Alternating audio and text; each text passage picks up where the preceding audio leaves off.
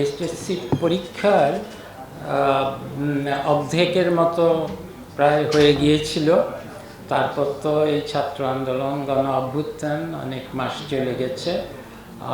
এরপরে ইদানিং কয়েকদিন ধরে ছাত্রদের একটা আন্দোলন হচ্ছিল যে বাকি যে পরীক্ষাগুলো সেগুলো আগেরগুলো মূল্যায়ন হবে, বাকি পরীক্ষাগুলো যাতে বাতিল করা হয়।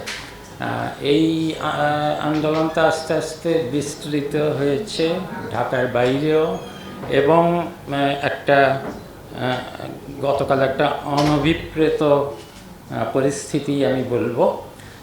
তার মধ্যে আমাদের এ ব্যাপারে দায়িত্বপ্রাপ্ত যে কর্মকর্তা, সেটা হলেন ঢাকা শিক্ষা বোর্ডের চেয়ারম্যান মহোদয়। তিনি সব বোর্ডেরই সমন্বয় করেন, তারই এটা বলার কথা। তিনি এই বাকি পরীক্ষাগুলো বাতিল করার সিদ্ধান্ত দিয়েছেন।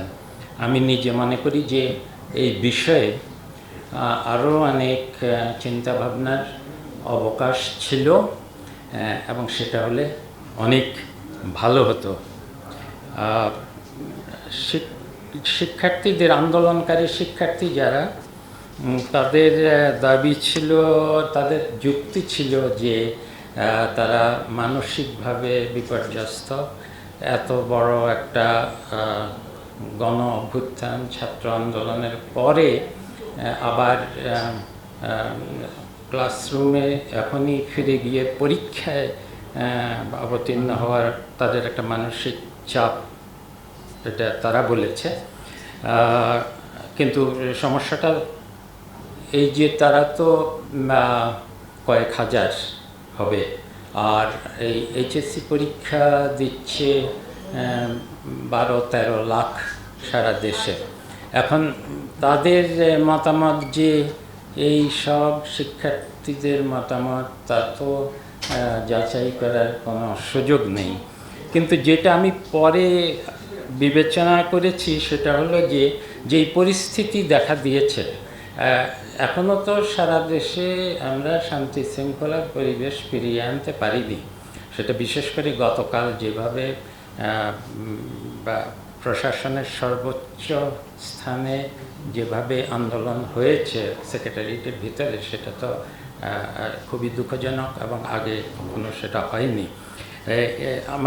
আমার নিজের মনে হয়েছে যে এই পরিবেশটা আরও কিছুদিন আমাদের সামলাতে হবে। এর মধ্যে এত বিভিন্ন জায়গায় যে পরীক্ষা কেন্দ্রগুলো, সেগুলোর যে অবস্থা, কিছু ক্ষতিগ্রস্ত হয়েছে, অনেক জায়গায় অনেক কাগজপত্র নষ্ট হয়েছে, এবং সেইখানে নিরাপদ পরিস্থিতিতে শিক্ষার্থীরা নিরাপত্তা বোধ করবে কিনা, এবং সেখানেও যদি দুই পক্ষ থাকে তাহলে বিশৃঙ্খলা সৃষ্টি হবে কিনা। এবং সবচেয়ে বড় কথা যে প্রশ্নপত্রগুলোর যে গোপনীয়তা, এটা এখনকার যে পরিবেশ, এখানে কে যে ভিতর থেকে কি করে বসে, এবং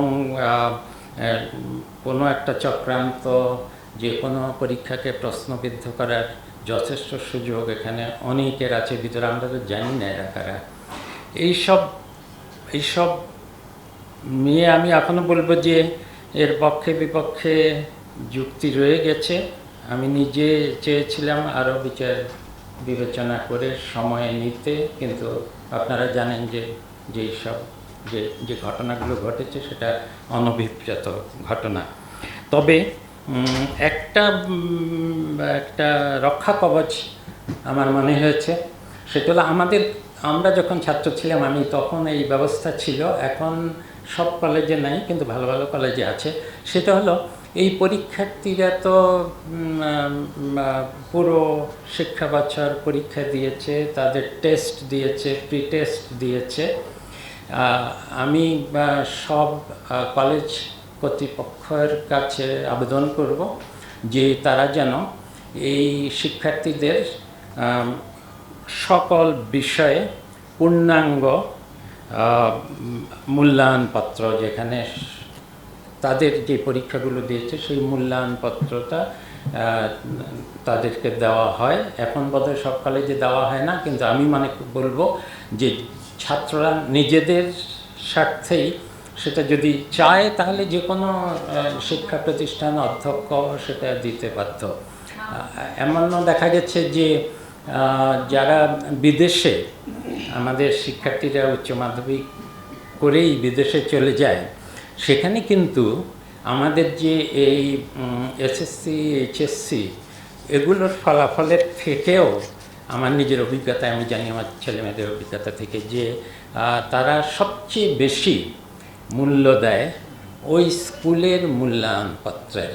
কারণ তারা জানে যে সেই স্কুলের শিক্ষকরা এবং যারা বিশেষ করে যিনি প্রধান শিক্ষক তিনি তো এই মূল্যায়নপত্র দেন, সেটা উনি জেনে শুনে প্রত্যেক শিক্ষার্থীকে জেনে শুনেই তো সেটা দেন। আর আমাদের তো এর পরবর্তী পর্যায়ে বিশ্ববিদ্যালয়ের ভর্তি পরীক্ষা আছে। এই ভর্তি পরীক্ষা তো সব বিষয়ের উপরই হয়। বিশ্ববিদ্যালয় কিভাবে ভর্তি পরীক্ষা নেবে সেটা তো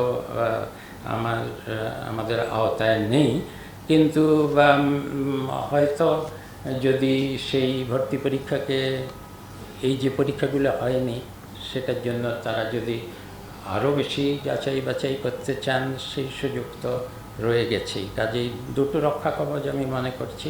একটা হলো যে নিজেদের কলেজ থেকে শিক্ষার্থীরা তাদের সারা বছরে সব পরীক্ষার মূল্যায়নপত্র গ্রহণ করবেন, এটা চাইলেই তারা পাবেন। কোনো শিক্ষার্থী যদি খুব খারাপ রেজাল্ট থাকে সে হয়তো চাইবে না, আমাদের কিছু বলার নেই সেটাতে, কিন্তু আমি শিক্ষা প্রতিষ্ঠানগুলোর প্রধানদেরকে অনুরোধ করছি যেন সেই মূল্যায়নপত্রগুলো তাদেরকে দেওয়া হয়।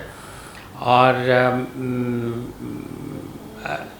যতই এই অস্থিরতা চলতে থাকুক, এই নতুন শিক্ষা ব্যবস্থার যে সংস্কারগুলো হাতে নেওয়া হয়েছে, এখনকার যেই পরিস্থিতিটা হলো তার সত্ত্বেও আমি মনে করি আমাদের যেই শিক্ষা সংস্কারের যে কার্যক্রম, পাঠ্যক্রমের সংস্কারের যে কার্যক্রম, এবং সর্বোপরি একটা শিক্ষানীতি, আধুনিক শিক্ষানীতি তৈরি করার অন্তত প্রাথমিক পদক্ষেপের যতটুকু সময় পাওয়া যায় তার যে চেষ্টা, একটা প্রারম্ভিক সূচনা করে যাব ইনশাআল্লাহ, সেটা আশা করি